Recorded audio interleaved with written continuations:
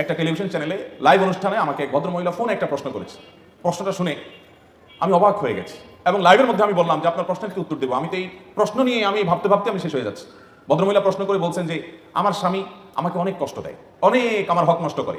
সে বাহির থেকে আসে, এসে মোবাইল টিভি রিমোট নিয়ে বসে, আমার দিকে তাকায়ও না, জিজ্ঞাসা করে না, অসুখ বিসুখ খেলাম কি বললাম দেখা দেখি নাই, আমার কোনো হক সে আদায় করে না। আমি নামাজ পড়তে গেলেও সে ডিস্টার্ব করে। শেষ পর্যন্ত আমার নামাজ যেতে অসুবিধা হয়, সে 2টা-3টা পর্যন্ত নানান গুনাহের কাজে লিপ্ত থাকে। তো আমার অসুবিধা হয় দেখে আমি যখন তাকে রিকোয়েস্ট করি যে আমার নামাজের সময় অন্তত আমাকে একটু নামাজটা পড়তে দাও, তখন সে বলে তুমি আরেক রুমে গিয়ে শো।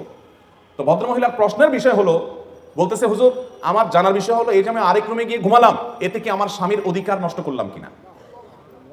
আমি বললাম সুবহানাল্লাহ, এত জুলুমের মধ্যে থেকে একজন মুসলমানের চিন্তা হলো যে আমার দ্বারা কোনো জুলুম হচ্ছে কিনা, আমার দ্বারা তার কোনো অধিকার নষ্ট হচ্ছে কিনা, এর নাম মুসলমান। এটা হলো খাঁটি মুসলমানের আলামত।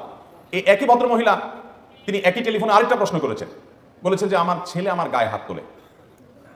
ভয়ঙ্কর একটা ব্যাপার, যেখানে যেখানে মা বাবার সামনে শরীরের ময়লা ধুলাবালি ঝাড়ি দেওয়াটাও রীতিমতো তাদের প্রতি অবাধ্যতার সামিল, গুনাহের সামিল। কোন কোন সাহাবী সেই নামটি বলেছেন, সেখানে মা গায়ে হাত তোলে এক কুলাঙ্গার সন্তান। তো তিনি বললেন যে আমাকে প্রচন্ড আঘাত করার পর আমি খুব কেঁদেছি কষ্টের চোটে, যেহেতু কষ্ট হয়েছে সেজন্য আমি কাঁদলাম, আমার কাঁদার কারণে আমার সন্তানের কোনো ক্ষতি হবে কিনা হুজুর, এই হলো প্রশ্ন। তো আমি বললাম যে আপনার এই প্রশ্ন থেকে আমাদের সবার শেখার আছে যে মুসলমান নিজের দায়িত্ব, নিজের যে অধিকার সেটা যদি পেতে তার কোনো প্রকার তাকে সেটা আদায় করতে কেউ ত্রুটি বিচ্যুতি করেও, যে আমার অধিকার কেউ আদায় করছে না, ত্রুটি বিচ্যুতি করছে, অন্যায় করছে, সে দেখবে যে আমার দ্বারা কারোর অধিকার নষ্ট হচ্ছে কিনা। এর নাম হলো মুসলমান। আমরা আজকাল সবাই অধিকার সচেতন কিন্তু কর্তব্য সচেতন না। ভালো মুসলমান হতে হলে আপনাকে কর্তব্য সচেতন হতে হবে, দায়িত্ব সচেতন হতে হবে, যে আমার দ্বারা কারোর জন্য হক নষ্ট না হয়। চেষ্টা করবো তো ইনশাআল্লাহ। আল্লাহ তাআলা আমাকে আপনাকে আমাদের সবাইকে এটি মেনে চলার তৌফিক দান করুন।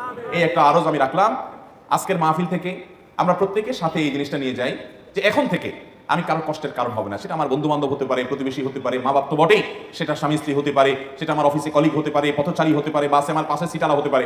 আপনি দেখবেন যে ওই যে চেয়ার কোচ বাসগুলোতে যদি চড়েন অভ্যাস থাকে কারোর, তো দেখবেন প্রায় সময় কেওয়াজ বাদে কি হয়েছে, একজনের সিট ডাউন করে দিয়েছে, একটু বেশি ডাউন করে দিয়েছে, পিছনে যে সিট আছে তার বুকের উপর পড়ে গেছে সিটটা। তো মারে জোর করে ধাক্কা, এই ভাই আপনি পাগল হয়ে গেছেন নাকি, আমার গায়ের উপরে এসে আপনার সিট পড়ছে, আপনি কি চোখে দেখেন না কিছু? আবার সে পিছনের দিকে কল্লাটা উল্টে দেখে বলে ভাই আপনার কি সমস্যা, আপনার তো আপনি সহায় দেন, হয় কি হয় না বলে ভাইরা আমার। আমাদের সমাজে আপনি যদি তাকান কোন জায়গায় যাবেন আপনি, আমাদের ভিতরে মনুষ্যত্ব, মানবতা, মানবিক গুণাবলী, মুসলমানের আখলাক আল্লাহর কসম ভাই হারিয়ে যাচ্ছে নাই। অথচ যিনি সিটটা ডাউন করছেন তার উচিত ছিল যে পেছনের লোকদের ডিস্টার্ব হচ্ছে কিনা আস্তে আস্তে ডাউন করা এবং জিজ্ঞেস করা ভাই, কারণ ওই লোকটা তো প্রতিবেশী, পাশে সিটালা প্রতিবেশী না, কয়েক ঘন্টার জন্য তো প্রতিবেশী। আর নবী সাল্লাল্লাহু আলাইহি ওয়াসাল্লাম বলেছেন যে ব্যক্তির কষ্ট থেকে তার প্রতিবেশী নিরাপদ থাকে না, প্রতিবেশীকে কষ্ট দেওয়া থেকে যে ব্যক্তি বিরত থাকে না, সে ব্যক্তি ইমানদার হতে পারে না। তার উচিত ছিল সিটটা ডাউন করার সময় বলা ভাই বেশি হয়ে গেলে, বেশি নিচে হয়ে গেলে বলেন প্লিজ, আপনার কষ্ট হচ্ছে কিনা ভাই, ডিস্টার্ব হচ্ছে কিনা। এগুলো একটা ভালো মানুষের কথা, ভালো মুসলমানের কথা।